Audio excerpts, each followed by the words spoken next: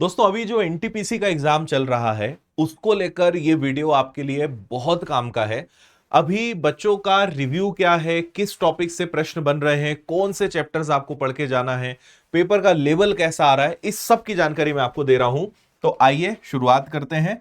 देखिए, सबसे पहले हमने अभी जितने भी बच्चों से बात करी, जितने भी बच्चों से डिस्कस किया, तो उन्होंने बताया कि पेपर टफ तो बिल्कुल नहीं है, इजी टू मॉडरेट है और बहुत ज्यादा मैथ्स में भी कैलकुलेशन, ऐसा नहीं कि बहुत ज्यादा ही कैलकुलेशन आ रहा हो, तो बहुत अच्छा पेपर आ रहा है। अगर आपने अच्छी पढ़ाई करी है, अपना फाउंडेशन अच्छा मजबूत करा है, तो आराम से चीजें आपसे बनेंगी।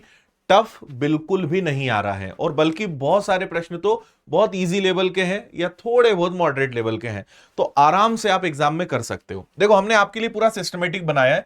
सबसे पहले जीएस और कंप्यूटर की बात करें तो भाई, करंट अफेयर्स जो कि हर परीक्षा के लिए इंपॉर्टेंट होता है, 6 से 7 सवाल आपके करंट अफेयर्स के पूछे जा रहे हैं। 2025 के करंट अफेयर्स तो है ही, बाकी जो चैंपियंस ट्रॉफी है, अभी तक बजट से रिलेटेड इन टॉपिक से प्रश्न आए हैं, लेकिन इसका यह मतलब नहीं कि आगे भी इन्हीं टॉपिक से आएंगे। तो करंट अफेयर्स का आप आइडिया लगा लो कि लगभग 6 से 7 सवाल हर बार आपको देखने को मिल रहे हैं। पॉलिटी से बात करें तो 2 से 3 सवाल हैं। अभी सबसे ज्यादा फोकस संविधान के अनुच्छेद यानी आर्टिकल्स पे होता है, और वैसे भी आर्टिकल से प्रश्न बनते ही हैं, तो उसको थोड़ा अच्छे से पढ़ के जाइए। हिस्ट्री, इतिहास से 4 से 5 सवाल पूछे जा रहे हैं। साइंस से भी 4 से 5 सवाल पूछे जा रहे हैं, और साइंस में अच्छे लेवल के क्वेश्चन है, मतलब बहुत नॉर्मल या एकदम लड्डू सवाल जिसको हम कहते हैं ना, वो नहीं। थोड़ा अच्छा नॉलेज आपका होगा तो आप उनको कर पाओगे, तो साइंस थोड़ा सा डीप आप पढ़ते रहिए। इसके बाद ज्योग्राफी है, सो 2 से 3 सवाल यहां से भी पूछ रहे हैं। स्टैटिक जीके 2 से 3 सवाल है। और आपको एक बात और बता देता हूं, स्टैटिक जीके की विनर्स की संजीवनी बुक है, बहुत शानदार किताब है।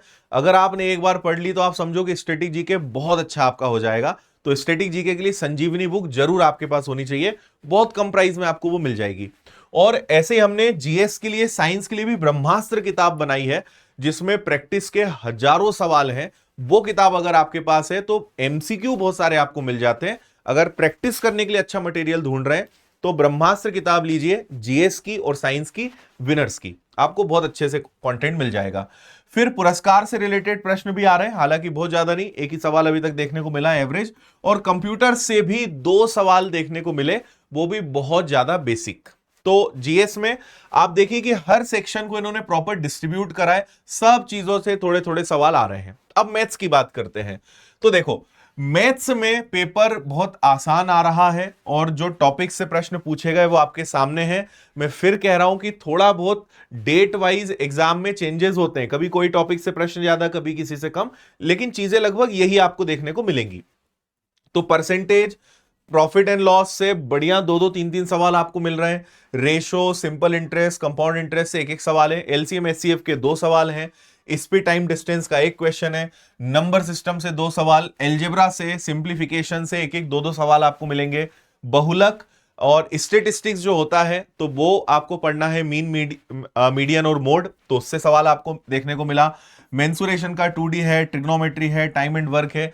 तो ये टॉप क्वेश्चंस हैं, मतलब ये टॉप चैप्टर्स हैं जिनसे प्रश्न आ ही रहे हैं, और ये आपको पढ़ के जरूर अच्छे से जाना है, लेकिन सवाल बहुत आराम से बनने लायक हैं। इसके बाद अगर रीजनिंग की बात करें तो देखो, रीजनिंग में रेलवे का पुराना पैटर्न फॉलो हो रहा है, और रैंडम सीक्वेंस आपको वहां पे देखने को मिलेगा। तो रीजनिंग में तो बच्चों को कोई दिक्कत हो ही नहीं रही है।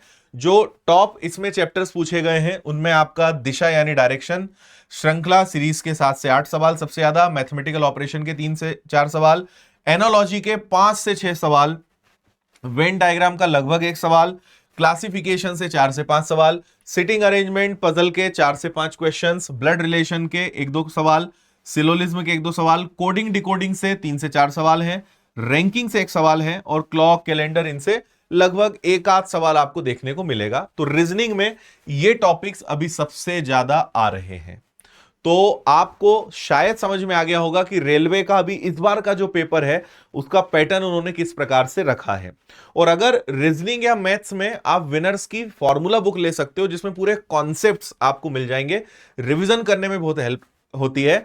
और अच्छे से अगर करना है तो मैथ्स या रीजनिंग की प्रो बुक ले सकते हो, जिसमें कंप्लीट कॉन्सेप्ट आपको अच्छे से मिलेंगे। तो वो मेरी किताबें आपको मिल जाएंगी, वो आप चाहें तो ले सकते हैं। ठीक है, तो आपको आगे जिन भी विद्यार्थियों का एग्जाम है उन्हें बहुत सारी शुभकामनाएं, और इस रिव्यू को अच्छे से थोड़ा समय देके और विचार करके जाओ। देखो कि इसके अराउंड अभी कहां पे कमी छूट रही है, उस पर काम करो, आपका पेपर बहुत अच्छा जाएगा। बाकी अच्छे से तैयारी करनी है तो विनर्स ऐप पर आपको CBT 1 CBT 2 के कोर्सेज भी मिल जाएंगे, टेस्ट सीरीज आपको मिल जाएगी, और रेलवे का फाउंडेशन बैच है, एक बार में बहुत अच्छी तैयारी आप कर सकते हो। सारे शानदार टीचर्स आपको इसमें मिलेंगे, ग्रुप डी का और बाकी किताबें, टेस्ट सीरीज, सब कुछ है, तो आप इन सब का फायदा ले सकते हो। विनर्स ऐप पर आपको ये मिल जाएगा। बहुत सारी शुभकामनाएं आप सभी को, ऑल द बेस्ट, जय हिंद।